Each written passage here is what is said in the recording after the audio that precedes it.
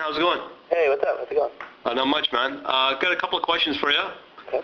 My interviews are pretty quick normally, so we gotta keep them under 10 minutes thanks to YouTube. Okay, cool. First question. Are you guys pretty well worried about getting lumped into the typical, the bubbling genre of the world of emo at all? I would say that, I think all the, discussion about emo and, who's emo and are you emo is pretty much, I think it's been squashed. I pretty much feel like no one, that's not even a thing anymore. I feel like since emo has kind of, taken a couple steps over the it's not really an underground thing anymore, so it's not really looked down on. And I feel like, there's so many different bands under this, emo umbrella that sound like so many different things that people kind of, got disinterested in, trying to say that everybody's emo because My Chem sounds nothing like Fall Out Boy, who sound nothing like, Taking Back Sunday. All these bands are just so different that I feel like people just got bored of that whole discussion. Right. Okay. Next question. With you guys, starting out, recording on your first album for $100, and now you're on a major label where you have, I would imagine, a lot bigger budget to work with. How have the results been in your mind? If they what's the journey for you guys like? I mean, to me, making an album for $100, if it's the same thing to me as it is making an album for more money. We've never been a band to spend more money than we need to. I think we all know that a good album doesn't come from having more money. We spend way less money than we're given to make our albums. And, I think the thing with being on a major label doesn't have so much to do with the money that we're given to make albums. It's, more about their ability to, I guess, spread the word on a larger scale. So, a song is a song is a song. You can spend $1 million on it or $10 on it. It's not going to change how good of a song it is. Right. Okay.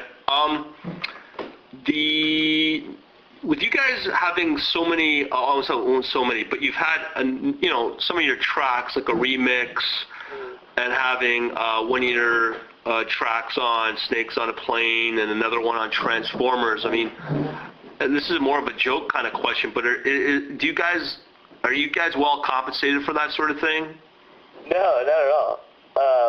You're talking about financially? Yeah, I was going to ask, are you guys millionaires from it? But No. It doesn't work like that. I literally, and I'm not saying this, modestly, I don't think we've made one penny off of having our songs on those soundtracks.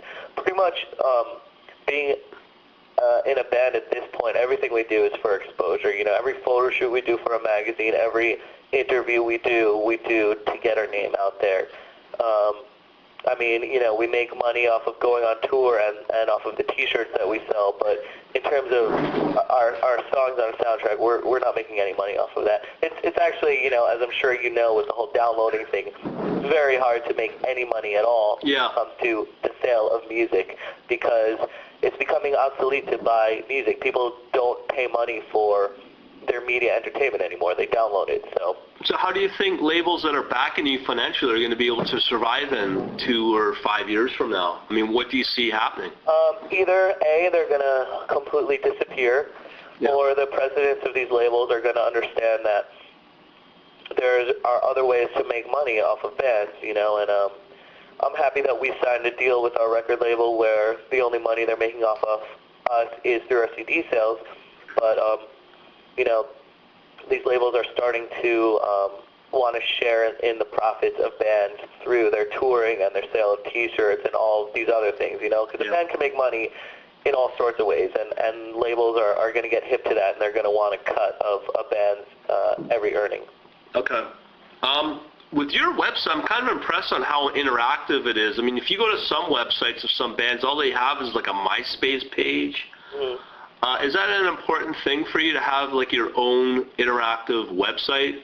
Yeah, totally. I mean, I think all of our fans, I'm pretty sure, spend most of their time on the internet, and we want to keep them as involved as possible. So to not have a website would be stupid for us. I think we want to give our fans what they want, and what they want, a bunch of different websites that have, that's full of content from us, and that's a very important part of our band. It's not only about playing shows and making CDs.